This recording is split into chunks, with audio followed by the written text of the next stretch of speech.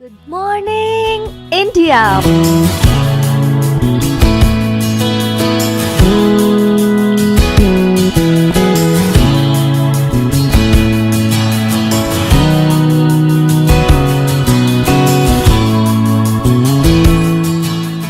Monday to Friday, back to back classes live from studio. आज ही subscribe करें WiFi Study 2.0 channel को। Good morning, India. नमस्कार दोस्तों, वाईफाई स्टडी 2.0 में आपका स्वागत है। मैं गणेश प्रजापति इंडिया के नंबर 1 चैनल वाईफाई स्टडी पर आपका स्वागत करता हूं, पार्ट ऑफ अनअकैडमी। कैसे हो दोस्तों? आशा करता हूं सभी बढ़िया होंगे, मस्त होंगे, बिंदास होंगे ना।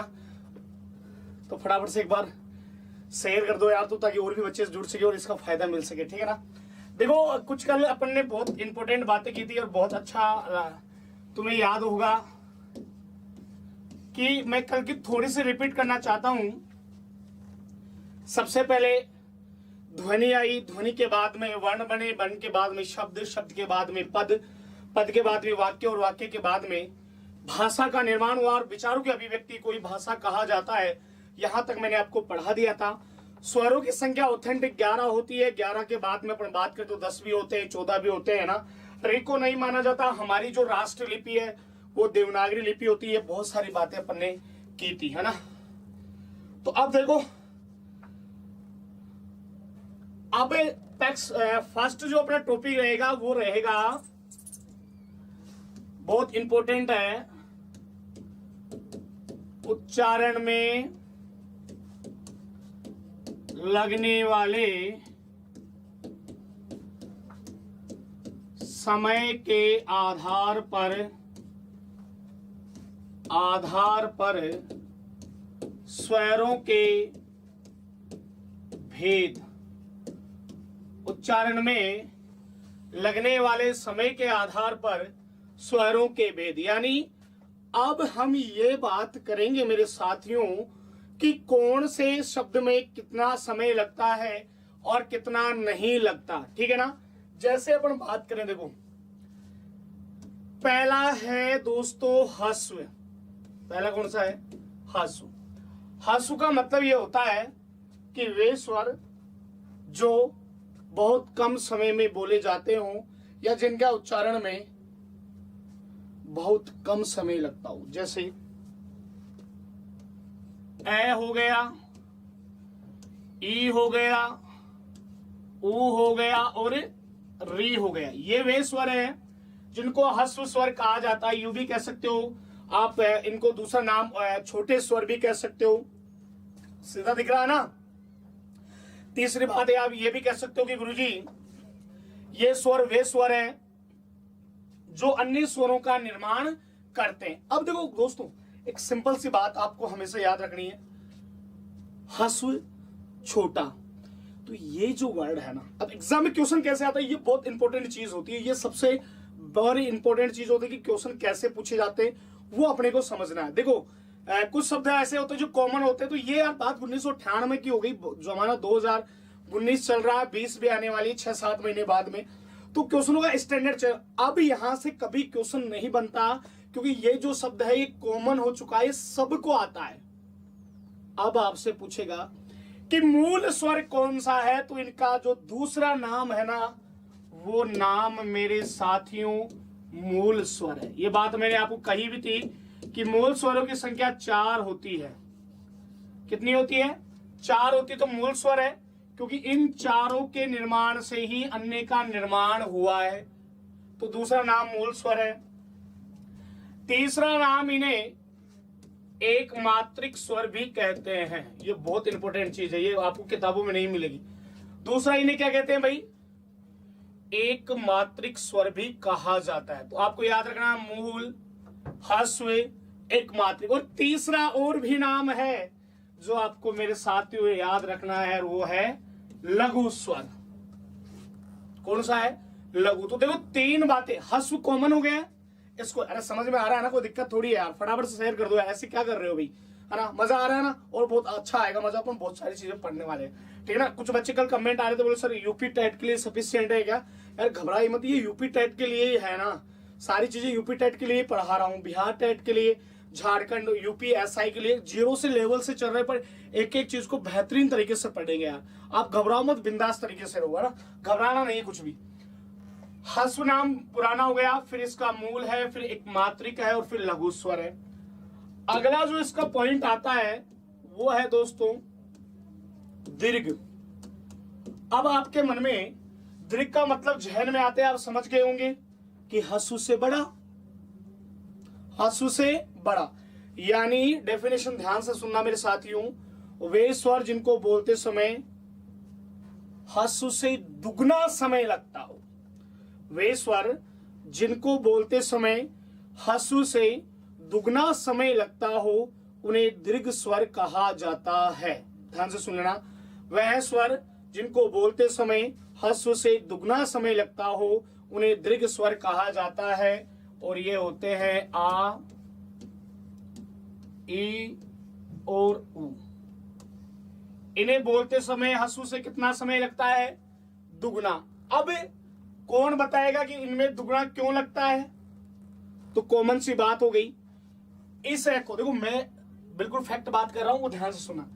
इस एक को बोलने में 1 मिनट लगती है तो इसको बोलने में 2 मिनट लगेगी। क्यों लगेगी आप में से बता सकते हो ना? क्योंकि इस आ में कितने ए हैं? 2 हैं। इस आ में कितने ए हैं भाई? 2 ए है, तब जाके तो यार सीधी सी बात है, एक को बोलने में 1 मिनट लगेगी तो 2 को बोलने में। यही कंडीशन ई के साथ होती है, इसमें भी 2 ई है। यही कंडीशन ऊ के साथ होती है, इसमें भी कितने हैं? 2 है। ठीक है ना? तो ह्रस्व से कितना समय? दुगना समय। अब इनका जो नाम है वो भी अपन ले लेते हैं।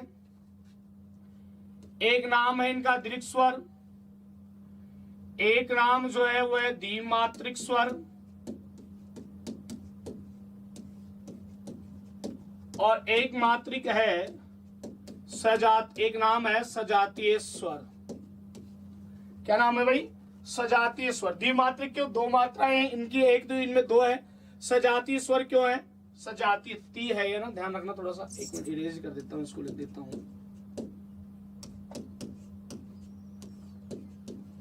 ठीक है ना? अब देखो सिंपल सी बात है, इसको सजातीय स्वर क्यों कहते हैं वो बात आप समझ गए होंगे। क्योंकि ये एक ही जाति से मिलकर बने हैं, क्योंकि ये एक ही जाति से क्या है? मिलकर बने हैं, इसलिए इन्हें सजातीय स्वर कहा जाता है। आगे चले दोस्तों, तो आपको द्विमात्रिक याद रखना है, सजातीय स्वर याद रखना है, दीर्घ संधि दीर्घ स्वर आपको याद रखना है। और एक बहुत इंपॉर्टेंट बात आपको और बता दूं, इन तीनों से ही जो संधि बनती है वो कौन सी बनी है? दीर्घ संधि। यानी मैं ये कह सकता हूं कि किसी भी शब्द में जब हम संधि कर रहे हैं तो जहां आ, ई और उ का, जहां से शब्द का तोड़ हो रहा है, शब्द जहां से टूट रहा है, वहां पर जो संधि होगी वो आपकी दीर्घ संधि होगी। ठीक है, आगे चलते हैं दोस्तों। नेक्स्ट चौथी जो इसकी टाइप है वो है संयुक्त स्वर। देखो नाम से समझ जाओ, संयुक्त का मतलब आ रहा है कि 2 स्वर। संयुक्त का मतलब कितने आ रहा है? 2 स्वर। कहीं ना कहीं यहां पर 2 स्वरों का मेल हो रहा है। कहीं ना कहीं क्या हो रहा है भाई? 2 स्वर। अरे यहां तक कोई दिक्कत है क्या? अरे फटाफट शेयर वेयर करो यार, ऐसे क्या यार, सो रहे हो यार, फटाफट जगाओ यार, मजा नहीं आएगा ऐसे। जो सोवत है वो खोवत है, जो जागत है सो पावत है ना? मस्त रहो मस्ती में, चाहे आग लगे बस्ती में। अब देखिए संयुक्त का मतलब 2 स्वरों से मिलकर, ये ए होता है, ये आई होता है, ये ओ होता है, और ये आपका औ होता है। ये वे स्वर है जो कहीं ना कहीं 2 स्वरों से मिलकर बने हैं, इसलिए इनका नाम संयुक्त स्वर रखा गया है। अब दोस्तों इनका एक नाम जो है वो द्विमात्रिक है, और एक नाम है इनका विजातीय, और एक और नाम इनको अपन दे सकते हैं संधि स्वर, है ना? सुन लेना ध्यान से, इनको अपन संधि स्वर भी कह सकते हैं। क्यों दे सकते हैं वो आपको मैं समझा देता हूं। ये जो ए है ना, ये ए और ई से मिलकर बना है, ये ए और ए से मिलकर बना है। बात समझ में आ रही है ना? ये ए और ऊ से मिलकर बना है, और ये ए और औ से मिलकर बना है।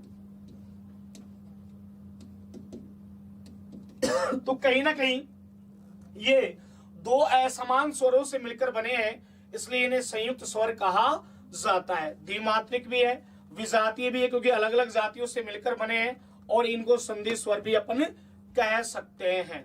ठीक है ना। वे स्वर जो किन्हीं दो से मिलकर बने हैं, कई बार किताबों में उसको पढ़ाया नहीं जाता, सिर्फ 3 ही स्वर बताते हैं। और अगला जो हमारा है वह है आपका फ्लुत स्वर। अगला कौन सा है भाई? अगला आपका है फ्लुत स्वर। अब वो फ्लुत स्वर क्या है? देखो, आपने बचपन में सरकारी स्कूल में पढ़ाई की है ना? अरे की है कि नहीं की है? अब देखो, सरकारी स्कूल में जब आप पढ़ते थे, ठीक है ना, तो आपको प्रार्थना के समय ओम स्वर का उच्चारण करने को लिए कहा जाता था। ओम शब्द का उच्चारण किया ना कभी?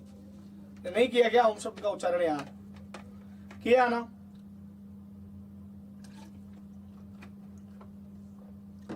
तो जब हम ओम शब्द का ओम करते थे ना, ये वही है, सीधी सी बात है। एक बार बहुत अच्छा क्वेश्चन पूछा गया, वह स्वर जिसका प्रयोग संस्कृत के मंत्रों में अधिक किया जाता है, और वो आपका सिर्फ और सिर्फ फ्लुत स्वर होता है। और इसकी कंडीशन मैं आपको बता देता हूं, ये बिल्कुल आपकी इस तरह होता है, ये होता है, ठीक है ना, दिख रहा है ना, ये होता है। इसका जो दूसरा नाम है वो आगत स्वर है, ठीक है ना, और इसका प्रयोग संस्कृत के मंत्रों में किया जाता है। अगर दोस्तों ये नहीं होता तो हिंदी में कई सारे शब्दों का निर्माण नहीं होता, जैसे आपका कॉलेज हो गया, ठीक है ना, आपका नॉलेज हो गया, ठीक है, आपका डॉक्टर हो गया। अरे ओ होता है, इसमें जो साउंड होता है वो ओम का होता है, और इसमें ओ का साउंड होता है। अगर ये नहीं होता तो ये डॉक्टर होता, डॉक्टर नहीं होता। ये कॉलेज होता, कॉलेज नहीं होता। ये नॉलेज होता, नॉलेज नहीं होता। बात समझ में आई कि नहीं आई? फिर से सुन लो। उच्चारण में लगने वाले समय के आधार पर स्वरों के कितने भेद मेरे दोस्तों? 4 होते हैं। पहला आपका कौन सा होता है? ह्रस्व होता है, जिनमें बहुत कम समय, इनके जो नाम है वो क्या है? इनको मूल स्वर भी कहते हैं, एक मात्रिक भी कहते हैं, लघु भी इनको कहा जाता है। दीर्घ से दीर्घ संधि बनी है, जिनमें ह्रस्व से दुगुना समय लगे, जिनको द्विमात्रिक भी कहते हैं, सजातीय स्वर भी कहा जाता है। ये एक होते हैं आपके संयुक्त होते हैं, जो किन्हीं दो से मिलकर बने हुए, आपके सामने मैंने डिफाइन करके बता दिया है। इन्हें द्विमात्रिक, विजातीय और संधि स्वर भी अपन कह सकते हैं। एक आपका फ्लुत स्वर होता है, जिसमें ओ ये बिल्कुल ये इस तरह से होता है, ठीक है ना, और इसको आगत स्वर कहते हैं। सबसे ज्यादा इसका प्रयोग संस्कृत के मंत्रों में किया जाता है। इसके नॉलेज, कॉलेज, हॉस्पिटल, डॉक्टर, बहुत सारे शब्द इसी से बने हैं। अगर ये नहीं होता तो ऐसे शब्दों का निर्माण नहीं होता। बोलो यहां तक कोई दिक्कत? एक बार देख लो वंस अगेन, फिर मत कहना गुरुजी की ये चीजें आपको क्लियर नहीं हुई है। उच्चारण में लगने वाले समय के आधार पर स्वरों के कितने भेद? 4। सबसे छोटा ह्रस्व, उससे बड़ा दीर्घ, 2 से मिलकर बना हुआ संयुक्त, और सबसे लंबा फलुत। बोलो यहां तक कोई दिक्कत है क्या रे? अरे है क्या कोई दिक्कत? एक बार फिर से देख लो, स्क्रीनशॉट ले लो आराम से, फिर मत कहना गुरुजी ये चीजें हमें बताई नहीं गई है और कैसे क्या। अरे मजा आ रहा है कि नहीं आ रहा है भाई? ठीक है ना, आ रहा होगा ना मजा? अरे आएगा क्यों नहीं यार, जब हम पढ़ रहे हैं तो मजा ही आएगा भाई, ठीक है ना। अब आगे चलते हैं अपन नेक्स्ट टॉपिक पे ना, नेक्स्ट चीज पे चलते हैं। इसकी पीडीएफ में दिलवा दूंगा आपको ना। आगे चलते हैं, नेक्स्ट टॉपिक डाल लो।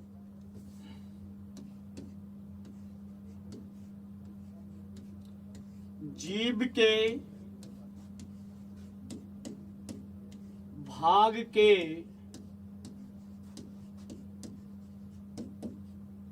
आधार पर स्वरों के भेद। नेक्स्ट अपना टॉपिक है जीभ के भाग के आधार पर स्वरों का भेद हो गए भाई।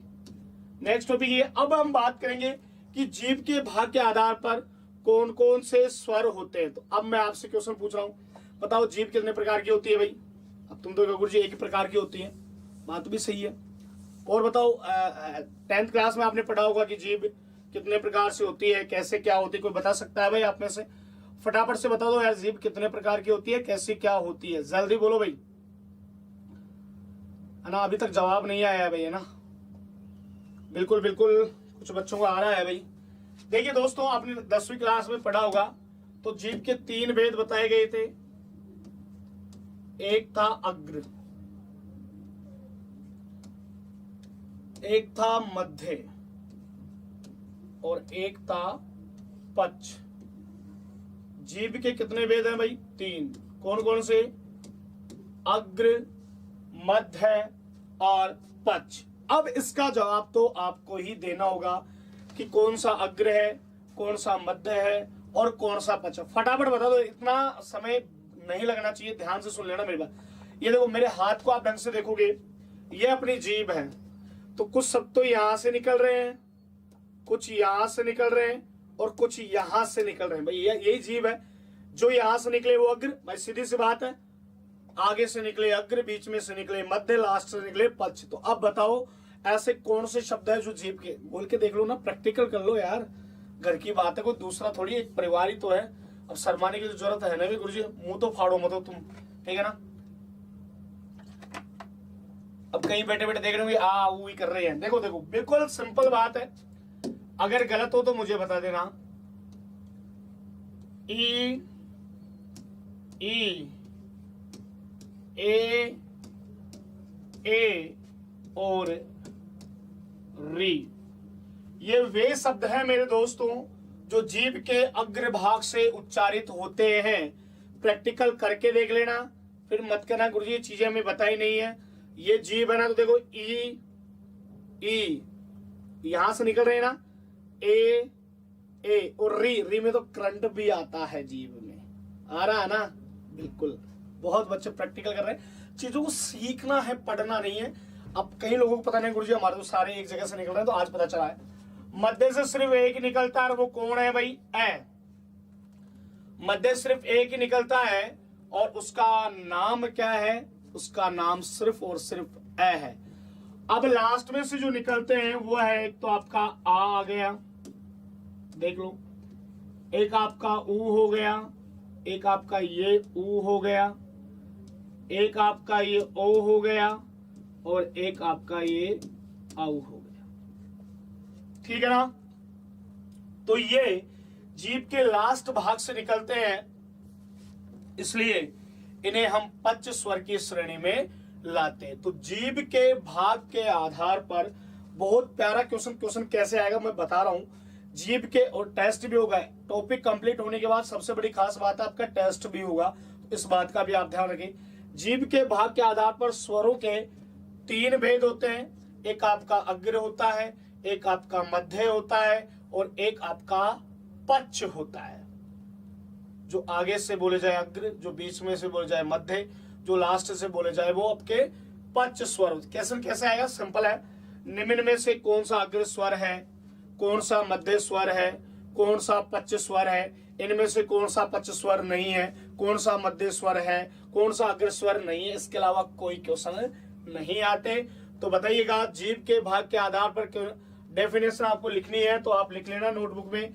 वे स्वर जो उच्चारण जीभ के अग्र भाग से होता हो उन्हें अग्र स्वर कहते हैं। वे स्वर जिनका उच्चारण जीभ के मध्य भाग से होता हो उन्हें मध्य स्वर कहते हैं। और वे स्वर जिनका उच्चारण जीभ के लास्ट छोर से होता हो उसे पक्ष स्वर कहा जाता है। बोलो, कोई दिक्कत? क्लियर है ना? कोई दिक्कत नहीं है ना? ओके, ठीक है ना भाई। अरे साइंस में आपने पढ़ा नहीं क्या यार? ये आगे वाला मीठे का स्वाद देता था, ये भोजन को कसेला बना देता है, ये लास्ट वाला भोजन को कड़वा बना देता है। पढ़ा होगा ना, 3 भाग जीभ के होते हैं, ठीक है ना। तो यहाँ तक क्लियर है ना? चलो आगे चलते हैं ना। पीडीएफ मिल जाएगी, टेंशन मत करो तुम ना, फालतू में टेंशन मत क्या करो, चल जाता, कभी कभी हो जाता है जीवन में से। नेक्स्ट है अधर राज के आधार पर। अब अधर राज क्या है, कोई बता सकता है आप में से? बोलो भाई फटाफट से, अधर राज है क्या चीज? अरे यार ऐसे थोड़ी होता है ना, इंग्लिश मत बोलो ना, हिंदी में बात करो। सिर्फ हिंदी पढ़ रहे हो, हिंदी में बात होनी चाहिए ना। बिल्कुल, कुछ बच्चों ने बता भी दिया है, वेरी गुड। अदर राज यानी होते हैं होठ, और वैसे अदर यानी होठ होते हैं, अदर राज यानी होते हैं लिपस्टिक, लगाते हैं ना होठों पर लाली लगा के चले। तो अब अपन बात करेंगे होस्ट आकृति के आधार पर। अगला टॉपिक डाल लो भाई, होस्ट आकृति के आधार पर स्वरों के भेद। आगे है दोस्तों, नेक्स्ट जो हमारा टॉपिक है वो है होस्ट आकृति के आधार पर स्वरों के भेद। अब हम ये पढ़ेंगे कि होस्ट आकृति, अब होठों की आकृति कितने प्रकार की होती है बताना जरा, बोलो। अरे होठों की आकृति कितने प्रकार की होती है बताओ फटाफट से भाई। हाँ, कुछ कह रहे हैं 2, कुछ कह रहे हैं 3, कुछ कह रहे हैं 4, कुछ कह रहे हैं 5, है ना। सही आंसर बताना यार, ऐसे काम चलेगा नहीं यार। ऐसे तुम सोचते हो ना कि ऐसे काम चल जाएगा गुरुजी, तो ऐसे बिल्कुल भी काम नहीं चलने वाला है ना। अब बताओ मुझे फटाफट से बताओ, होस्ट आकृति के आधार पर कितने भेद होते हैं ना। तो बहुत सारे बच्चों का बिल्कुल सही जवाब आया है। 2 भेद होते हैं। एक होता है दोस्तों वृत्ताकार और एक आपका होता है अवृत्ताकार। अब इस वृत्ताकार को एक और नाम दिया गया है गोलाकार और एक नाम है अगोलाकार। ठीक है ना। देखो एग्जाम में ये भी आपसे पूछ सकता है, बिल्कुल सिंपल टाइप है लेकिन कभी कभी एग्जाम में आ जाता है, तो इस बात का आपको ध्यान रखना है। देखो सिंपल सी बात है, ऐसे स्वर जिनको बोलते समय होठों की आकृति गोल गोल हो जाए उन्हें तो वृत्ताकार कहेंगे, और जिनमें नहीं हो उन्हें अवृत्ताकार। भाई रसगुल्ले की तरह गोल गोल हो जाए तो वृत्ताकार, और रसगुल्ले की तरह नहीं हो तो उसे अवृत्ताकार कहेंगे। अब बताओ कौन से शब्द है जिनमें होठों की आकृति गोल गोल हो जाती है भाई, फटाफट से बताओ। अरे बोल दो यार, बोल के देख लो ना, सामने बैठे हो गोल गोल हो रहे, नहीं हो रहे तो डॉक्टर को दिखा ना, दिक्कत है तुम्हारे, है ना, होठ गोल गोल नहीं हो रहे तो।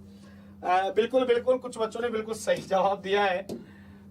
एक तो देखो इसमें गोल हो रहे होंगे, एक इसमें हो रहे हैं, एक इसमें हो रहे हैं और एक इसमें हो रहे हैं। अरे हो रहे हैं नहीं हो रहे, इनमें नहीं हो रहे तो भाई फिर तो दिखाना ही पड़ेगा, मुझे जाना पड़ेगा कहीं ना कहीं डॉक्टर के पास। बोलो हो रहे हैं ना। वे स्वर जिनको बोलते समय होठों की आकृति गोल हो जाए उन्हें वृत्ताकार स्वर कहते हैं। उ उ ओ ओ, बिल्कुल सही है ना। अब जो बच गए वो सभी क्या है, अवृत्ताकार है। वो हो गए, अ हो गया, आ हो गया, ई हो गया, ई हो गया, ठीक है ना, री हो गया, ए हो गया और ये आपका ए हो गया। ये सभी क्या है, अवृत्ताकार। देखो सिंपल सा क्वेश्चन है, ऐसे स्वर जिनको बोलते समय होठों की आकृति गोल गोल हो जाए उन्हें वृत्ताकार कहते हैं, और जिनमें नहीं हो उन्हें अवृत्ताकार कहा जाए। बच्चों क्वेश्चन ऐसे ही आता है, क्वेश्चन बिल्कुल सिंपल आएगा, ये बिल्कुल सिंपल टाइप है, आराम से करना। निम्न में कौन वृत्ताकार है कौन सा नहीं है, बस ये इसके टाइप है। देखो आज थोड़ा सा माफी चाहूंगा, क्लास थोड़ा सा कम है, आपकी समय का थोड़ा अभाव है, कल से अपन वही समय में भी क्लास लेंगे, तो यार शेयर वेयर कर दिया करो, इससे कुछ नहीं है ना। तो टेंशन ट्रांसफर करने की जरूरत नहीं है, मस्त रहो मस्ती में, चाहे आग लगे बस्ती में ना। ये दुनिया है इंसानों की, हर रात छिपाना पड़ता है, गम हो चाहे कितना भी महफिल में मुस्कुराना पड़ता है। बिंदास रहो, हंसते रहो, ठीक है ना। तो चैनल को सब्सक्राइब करना ना भूले, ज्यादा से ज्यादा लाइक करें, शेयर करें, ताकि और भी बच्चे इससे देख सके और इसका फायदा उठा सके। धन्यवाद दोस्तों।